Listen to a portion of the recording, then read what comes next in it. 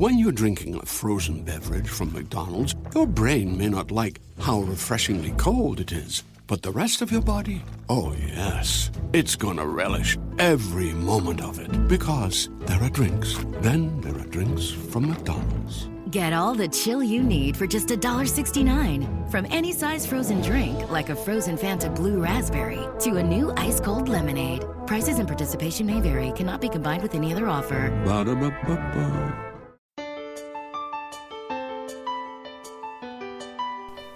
This is Dream Power Radio, the place where your dreams turn into reality.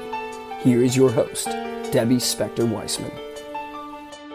Hello, hello, hello, and welcome to Dream Power Radio. This is a place where we talk about dreams, both daytime and nighttime dreams, and how you can use them to make the internal shift to a life you love and rediscover the truth of who you really are. As many of you already know, I came to dream work late in life. During my studies to become a dream life coach, I was introduced to another phenomenon I never thought of before: spirits and guides that I can access through my dreams. I learned how to identify these mentors, some of whom have stayed with me, while others more or less made a one-time appearance. What would my life have been like if I'd learned about these guides when I was younger? One of those great mysteries of life I'll never be able to answer. Or maybe my special guest today, Linda Deir, might have some opinions about that. Linda has been aware of her own guiding spirits since childhood, and the insights and awareness that they've given her have had a profound effect on her life. She's written about this in her book, Guided. Her spirit guide angels were her best friends and life coaches. So what are these guides and how do they work? Can we learn how to access them for ourselves? Let's hear what Linda has to say. Welcome to Dream Power Radio, Linda. I'm so glad to be here, Debbie. Excited to be here. Well, I'm excited to be talking about this. Linda, I tell you, you have a remarkable story about how the dreams that you had as a girl helped you survive what could be described as, I'd say, less than desirable childhood. Could you briefly tell us about these dreams and what they revealed to you?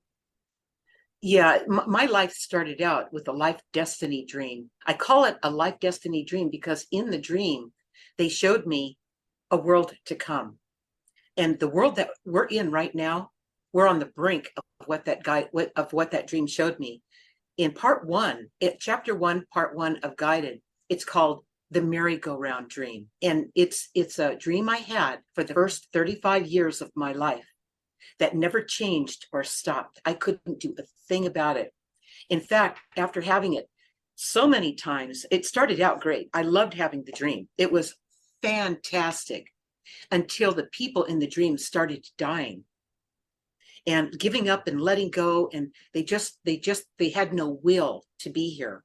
They couldn't see the good side of being in this world, even when it started to move faster and it got more challenging. People just gave up. And we're really on the brink of that right now. I hate to say this, but Debbie, we're right on the brink of it. It's something that I've carried with me throughout my life. And I'm 70 years old now. So I had that dream for the first half of my life. And the second 35 years of my life, I've been performing on what this dream was really talking about. And then, of course, there's the rest of the story in Guided, where the dream propels my life and really wakes me up when I'm 35 years old. That's why the dream stopped. I started going to dream classes. And when I started going to dream classes, that dream, I never had it again, not once. So that's guidance, coming back to the guided part, the guidance. That's guidance, letting me know, in this case, that that's where they were nudging me to go. Guidance never tells you what to do. But when you have something as prophetic and something as life destiny as this dream that I had is, and how it applies to the world that we're in now and what we're coming into, these guides weren't messing around. And in other words, what I'm saying is before we come into this life, we plan our life with our guides. We don't just haphazardly show up here by accident and randomly run through this life having no meaning at all, not having any purpose or knowing who we are. That is the total opposite of what's really going on in this world. And I know this. I know this. I just want to interrupt you. You're saying that the stream is now telling you that we're on the brink of something happening. Is this for you or for everyone? Us? It's for everyone. And anybody who reads guided, if only you read chapter 1 and reread it. The messages in that first chapter are, I've published this book in 2014. And in 2014, nobody saw any of what's going on right now coming. Nobody saw it. But when you read guided, you start to see like quandaries, the Nostradamus quandaries. When you read the words, it's not just superficial on the top. You start to understand what the dream is saying. And of course, that's why dreams are so powerful. Dreams are symbolic in their messages to you.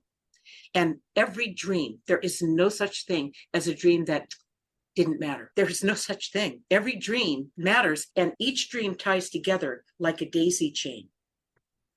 It's a story it's telling you. And I know this from my entire life of having so many dreams that pointed me in the right direction or gave me a warning to not go there, not do that, get away from those people, that type of thing, or get in or out of a situation or a project at just the right time. Dreams are loaded with guidance. And I'm going to say this one other thing because I want you to talk here too, Debbie. The one thing about dreams is they never lie to you.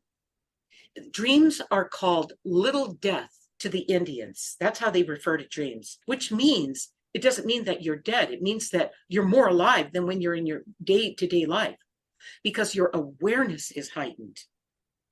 And that's why the dreams, if you understand what your dreams are telling you, so critical. Your life, in your life, nothing would ever happen by surprise. You would never say things like, I didn't see that coming. Yes, you did. You got all the messages along the way. In your dreams, in your guidance, in your day-to-day life, it's always seeping through from the other side, from your guides. Well, you were having these dreams, like you said, you had these dreams beginning in childhood. How did you know to pay attention to them? Oh my God, Debbie, they were traumatic. And like I said, in the beginning, the merry-go-round dream was fantastic. I mean, I'm riding that merry-go-round single-handedly, leaning back as it goes faster and faster. I loved this dream. It fit my personality totally. But then when I started to notice as the merry-go-round goes faster and faster, people start getting scared. I'm looking at them going, what's wrong with them? Don't they see how good this is? They don't see why they came here. That's what I want to say. People don't know why they're here. And if they knew why they're here, none of this would scare anybody. And especially if you realized that this life is not all there is. That's another thing that happened to me early in my life when my mother almost killed me when I was 20 months old. And I asked out loud for someone to help me. And when I did that, my guides showed up in numbers all around me. I'll just put the book up so you can see what they look like. I took this photograph of them right here at Christmas time in 1994. And it was the second time that they materialized in front of me. And I happened to have my Nikon camera film days, 1994. And I snapped off their photograph. They were 7 feet tall, lit the whole room up at Christmas time, family, the Deir family reunion. And I looked around the room and I said, did you guys see that? And the same response, see what? People's awarenesses are so low because it's just one thing after the other. When you start to pay attention to your dreams and write them down, that's the first thing. If you don't write your dreams down, it's gonna pass like a thought you had that you forgot. Okay, it's like deja vu. You can't remember it. You have to write it down, and that's what I teach people. I teach them to write it down, bring their dream to me, and then we break it down. Because you don't understand your dream until you dive into how that dream made you feel. It's absolutely. I'd say that emotion is one of the most important part of understanding the dream. Right, Debbie. It's everything. You want, and I've got a book. I've got the companion journal to Guided called My Guided Journey. And this book takes you through a process in self-inquiry where you write down whatever it is, something that happened in your daily life, your dream, whatever it happens to be that was unusual or out of the ordinary. Write it in this journal. And the next question that comes up after you write it down is, how did that make you feel? If you really flush it out, how it made you feel. Consciousness resides in the details. So the same applies with how it makes you feel until you really dive into it and flesh it all out. In the beginning, your answer to how it feels will be, oh, it felt good, it felt nice. It was, no. That's like taking the thin rock and skipping it across the water. It touches the surface, but it doesn't get into what the dream's really meaning to convey to you until you write it down and pour out how it feels onto the page. And you really do a good job of that. That's what I help people do when I coach them. I get into the depth of how it feels. And you know what happens next? The third question in the journal is, what realization did you have? And you know what? The realization is a natural byproduct of flushing out how it feels. When you have that aha moment, that's not something you had to go dig for. That's just something that showed up when you really did the how it feels part. And when you have that aha moment, that moment of empowerment, the action you take, which is the fourth question that you write down, what action are you going to take, is a no-brainer. It's obvious what the answer to that is. It's really important that you said that, because it is true that the action is, I would say, next to understanding the emotion, it's the most important thing, because a dream is just a story unless you take action on it. Right. But that leads me to this question, though. One of the things that you say is guides would give you messages, and the messages would often involve change. And change is not easy for people. And a lot of people will resist it. So how do you listen to the guide and actually take the action when there's all that resistance there? I'm going to repeat myself. This is so critical. It sounds too easy. You have to write it down. It has to be written down. As soon as you take the person takes the effort to write it down and close the book, and then look back at it, open what you wrote down the next day or the next week and read what you wrote, then you're going to see it from a whole new perspective. That's when you're going to have the ability to write down how it made you feel. But you have to write it down. If you don't write it down, you will not bring these dreams and these messages into consciousness. They'll be there like the thin rock that you skip across the water. It'll just touch the surface, but it will never go down to what it meant to convey. It will never reach that. You've got to write it down. Very important message. And with that, though, we have to take a short break. We are speaking about dreams and guidance with Linda Deir, and we'll be right back. If you're not pleased with the trajectory of your life, the time to begin your own personal transformation is now, and your dreams can help pave the way. How? By tapping into your unvoiced confidence. What is unvoiced confidence, you say? It's the acceptance of your abilities and qualities. It's a state of mind coming from liking and even loving yourself, and feeling free to say or do anything you want without concern for the judgment of others. You were born confident, but may have had it chipped away little by little by the negative self-beliefs you've picked up over the years. If you're looking for the heightened energy, clarity of thought, and the feeling of being more alive that comes from self-confidence, you can rediscover it by paying attention to your dreams. Need some help doing this? Go to my website, thedreamcoach.net, and sign up for my complimentary dream discovery session. I can help show you how your dreams can help you return to the confident person you were always meant to be. Again, go to thedreamcoach.net. thedreamcoach.net.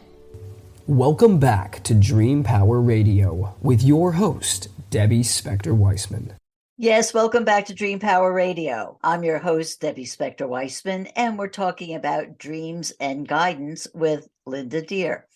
Well, Linda, I want to get back to the guides that have been with you your entire life. They were guides, plural. And did you have conversations with them, or was it just the dreams that you had?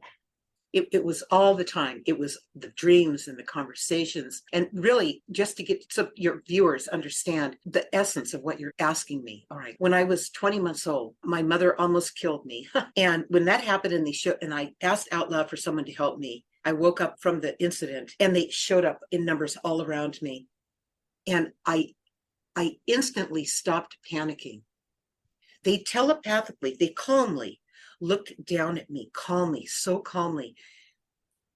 And they all looked down at me like they remembered me, like they knew who I was. And when they did that, they telepathically started communicating to me. It started all coming through. And I was remembering myself. I was remembering where I came from before I got here, just 20 months later. So I was having a whole awakening. Here's the best way to describe it, as I've tried to describe it many times before to people. It's like my amnesia was wiped away so they could reach me. Now, I'm 20 months old. I'm not at the age of reason, far from it. But I know what I know. See, when we come into this world, we know. We just do. We don't question it. We don't show off. We can't even communicate it, but we do. We're little beings of knowingness is what we are. And when they enhanced that, when we had this communication, then I had this complete understanding that this world is not all there is. That was the big takeaway that day. And I walked away free from fear. Even at that age, I knew something amazing happened. I was not alone. I was not alone. And I had someone on my side. I mean, they saved my life. Okay. So how do I know who these guides are? And I know their energy. I know them from a heart-centered place. I remember myself when I do my best, I'm more like my guides because they're my teachers. They're my life coaches. So I just know them. I know them. I know the instant something comes through, the key is to keep your ego out of it. That's the key. And what happens when your ego gets involved? Yeah. When your ego is not in the way, you're going to know the difference between something that came from you as opposed to something that came through you from somewhere else. Okay. That's the difference. But you've got to be like the guides. You have to be calm with your energy. And if we get jacked up and all upset and excited or what, we look like we've got more energy, but we don't. We're not connected. Yeah. So this is something that you were aware of, like you said, when you were 20 months old, you became aware of this. Do you think that this is something that we all have within us and then society or whatever beats us out of it or what? Yes. Debbie, I can't say it better than what you just said. That's what happens is we come into this world. I'm going to dramatize this. Okay. We come into this world and the first thing you get is whack. Okay. Whoa. Okay. It's already cold. I mean, you've been in a nice warm place and it's already cold. And then you get this shock. And I'm telling you, these shocks are brutal to the person's soul. The soul comes here. That's what brought you here. Your soul brought you here because your soul was incomplete. Your soul was lacking something that it really needs to resolve, solve, and heal. That's why we're here. Okay. And the additional reason we're here, we're not just here for ourselves. We're here for this oneness that we come from. We're here to help other people too. We're in this together. And in the world we're in now, doesn't look like that. But really, I have to say, with all the craziness going on, and we haven't seen nothing yet. I mean, I hate to tell you that, but it's because it doesn't need to happen. This stuff that's going on doesn't need to happen. It's happening to wake up humanity. I'm talking about from a high level. I'm not talking about what the government's planning for us. Okay. No, that's not conscious. That's really not. Okay. But from this higher awareness, the whole reason we're here and what what our part is in this life will show up in your journal writings and writing your dreams down. That's the beginning. It's critical that you start doing that. And then you're going to get your own answers. You're going to know when you hear something, it won't go right into your fear, ooh, where you freak out and you go into panic. No, you will not do that to the information, whether it's true or not. You won't do that. What you'll do, in my case, you will write it down. You will write down what that was, that unusual, out of the ordinary, unusual thing. It doesn't have to be a spiritual, unusual, or out of the ordinary thing. It doesn't have to be a dream, unusual, or out of the ordinary thing. It could be in your day-to-day life, something just blew your mind. Write it down, please write it down. Because what's going on is you're unconsciously walking through your life and you're scared.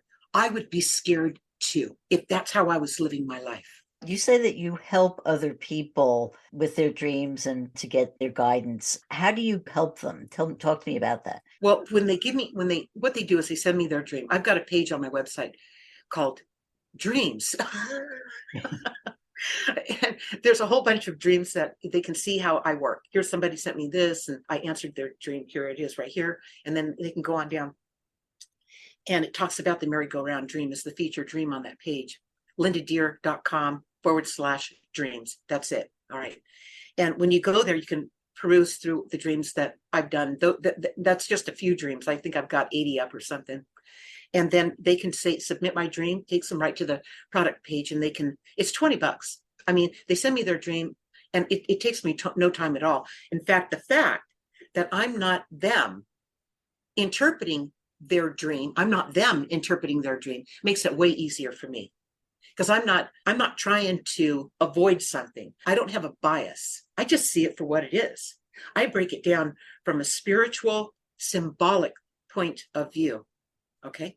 And then there it is. This is what this dream is telling you. And that's what I do with the dreams.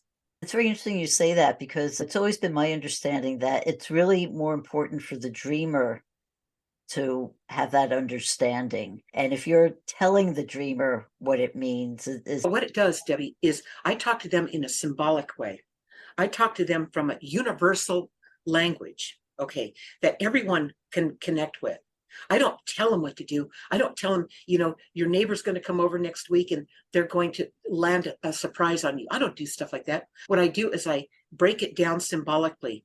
The cat is feminine energy that you threw out the window, that you're throwing away, that you're discarding, that you're underestimating, that your feminine energy is at stake. And you need to take another look at how you're taking care of yourself. Feminine energy, take care of yourself, and how you take the time to be more feminine, more female. It could be a man. Feminine side of you, you're abusing it. Okay. And it could be that in your life, you're also taking it to the lengths where you're abusing women.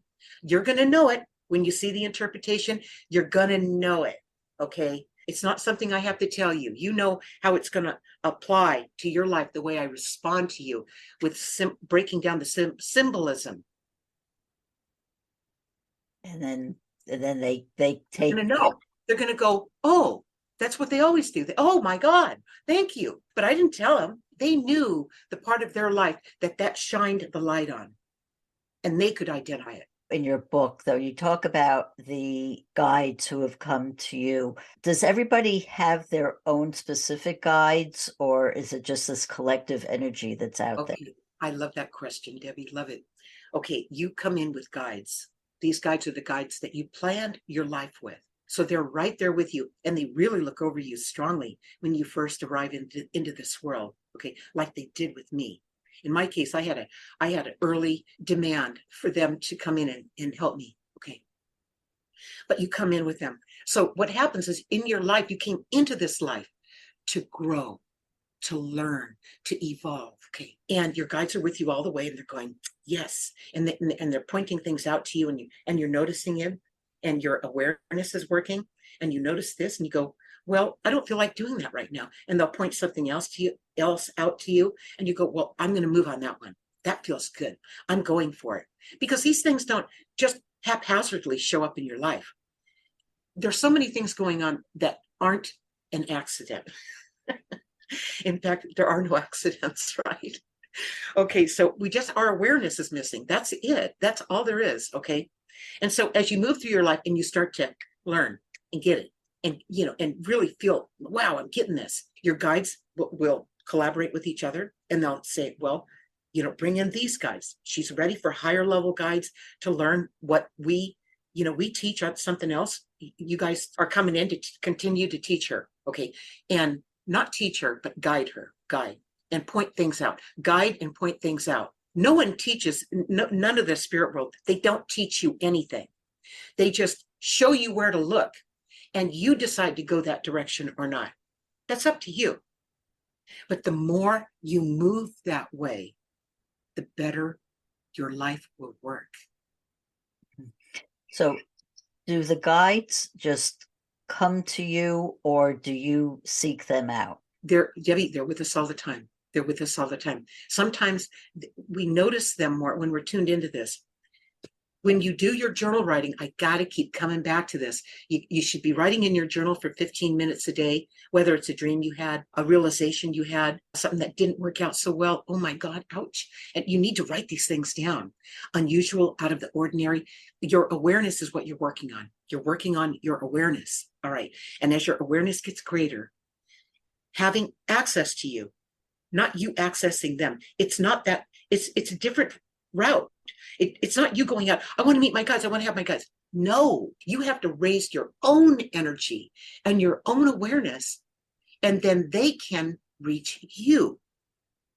It's the other way around. We have to tune ourselves up. And that part here's another thing I'll say. The first thing the guides pointed me toward again and again was to learn who I was. I mean, really learn who I was. Until I learned who that was, and I'd play in their presence and cry and talk to them. And as a little tiny child, a baby, a toddler, I would let it all out. Oh my God. I just let it all go, because in this world, I had no one to talk to, nobody. All right. I wouldn't dare tell them what was going on in my world. No way. All right. So I would cry and, tell them how it felt.